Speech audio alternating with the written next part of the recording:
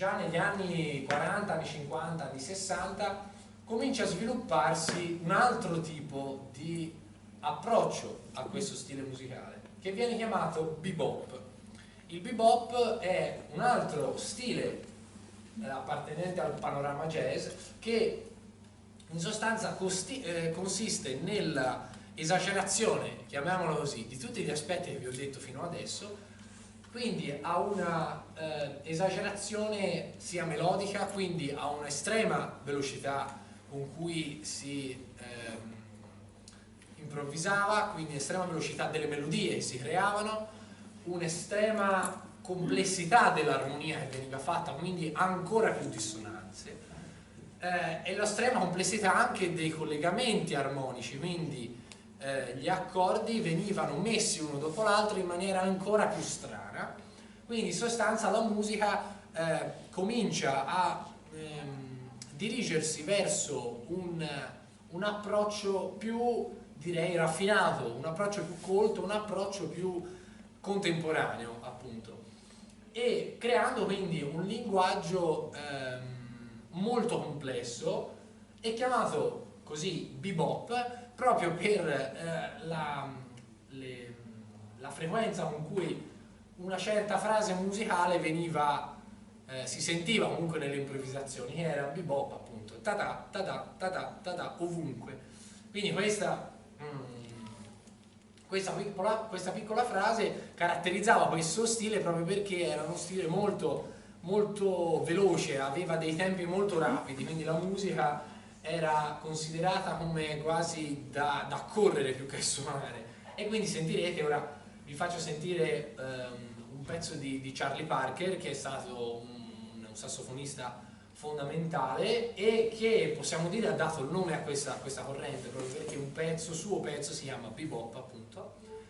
E sentiamo quindi che l'armonia è molto complessa, sentiamo i ritmi, la velocità, e le frasi musicali sono veramente sconclusionate, quindi sono sempre più storte, sempre meno seguibili, e appunto si avvicina sempre più a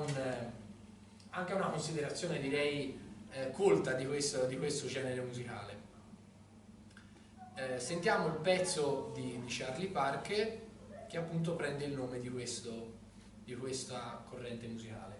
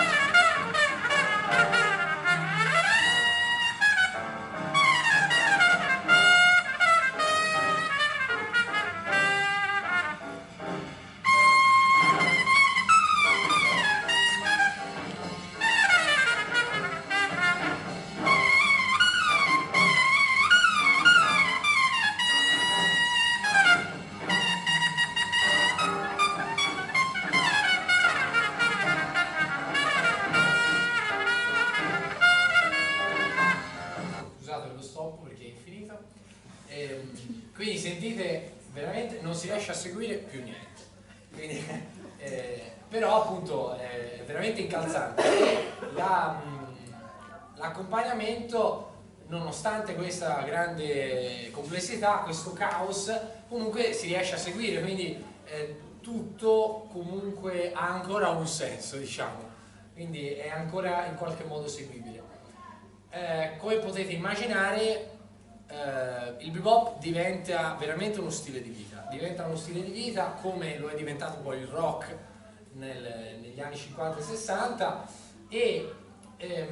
purtroppo molto spesso veniva accomunato a atteggiamenti provocatori e all'utilizzo spropositato di droga, e proprio appunto Charlie Parker muore per overdose, per esempio, fra gli altri,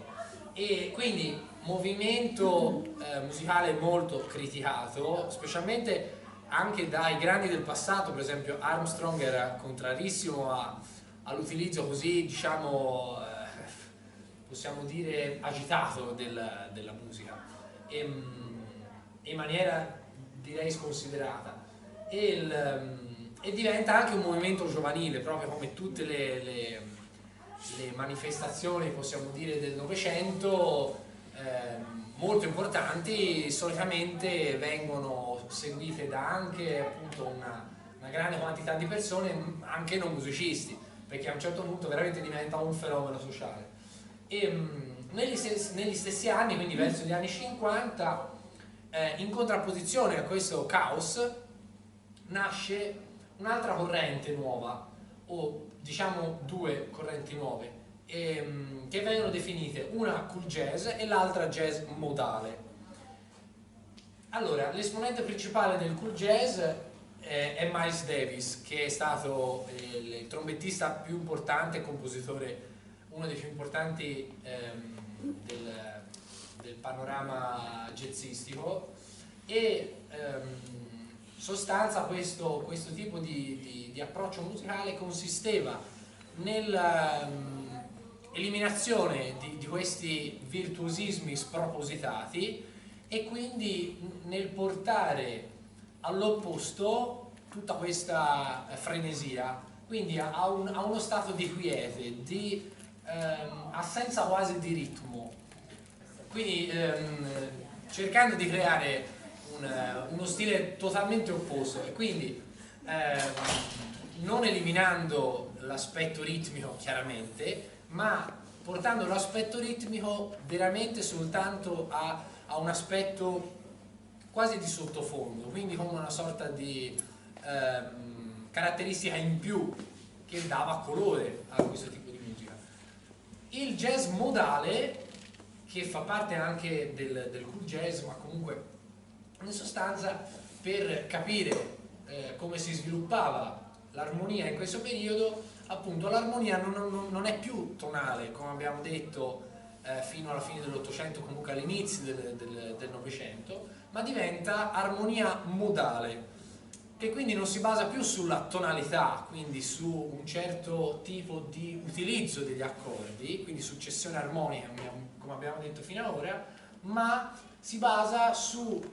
delle scale che vengono chiamate scale modali, che sono scale che in realtà sono veramente vecchie, che risalgono alla metà del Medioevo, quindi già i canti gregoriani erano basati sui modi e sulle scale modali. La scala modale è costituita in tutt'altro modo rispetto alle scale maggiori e minori, quindi le scale tradizionali della cultura europea, e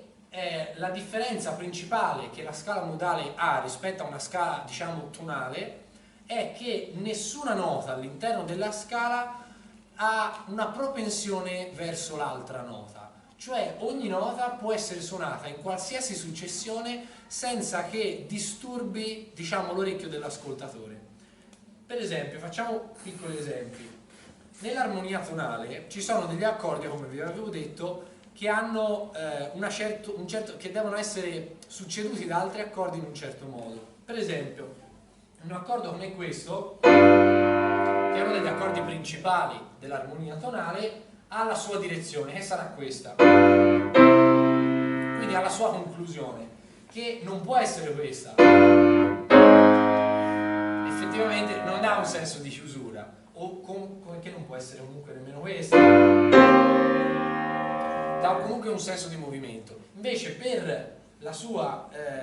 chiusura perfetta è questa, e che appunto vi dicevo prima, che era la classica orecchiabilità che noi definiamo naturale, ma che naturale non è, ma che noi abbiamo creato, che però adesso per noi è naturale. Nell'armonia modale tutto ciò non succede, cioè gli accordi che fanno parte delle scale modali non hanno una propensione da nessuna parte, perché ogni nota può essere, diciamo, la caratteristica di ogni nota può essere accomunata, può essere messa accanto a qualsiasi altra. Quindi per esempio, specialmente se vengono aggiunte delle dissonanze che quindi portano l'orecchio a non seguire più una nota in particolare, l'armonia veramente segue sì diciamo delle caratteristiche legate agli accordi esistenti, quindi a delle note che sono state sempre considerate buone da mettere insieme, che però in relazione ad altri accordi non hanno effettivamente un nesso principale, quindi questo non va qui, non c'è più questo. Quindi per esempio vi faccio sentire dei collegamenti armonici modali con delle dissonanze che portano fuori da un senso logico.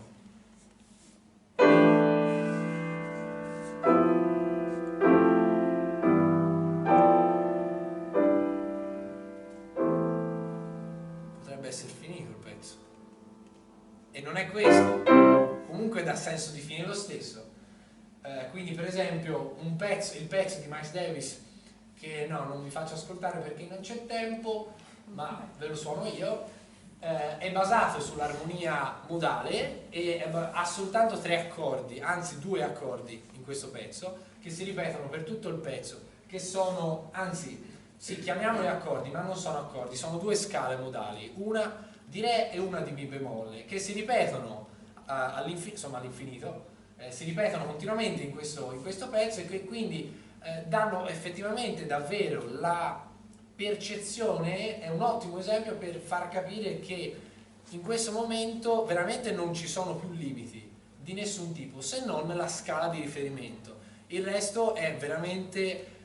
al di fuori di qualsiasi limite, cosa che nel bebop non era così. Il bebop sì, aveva una velocità estrema, un'improvvisazione estrema, ma gli accordi comunque seguivano sempre una logica, anche le dissonanze messe all'interno. Invece in questo momento nel cool jazz, o comunque nel jazz modale, le dissonanze, l'importante è che stiano dentro la scala di riferimento, ma possono essere veramente qualsiasi, quindi non c'è più un accordo di riferimento vero e proprio, ma c'è la scala di riferimento, appunto la scala modale.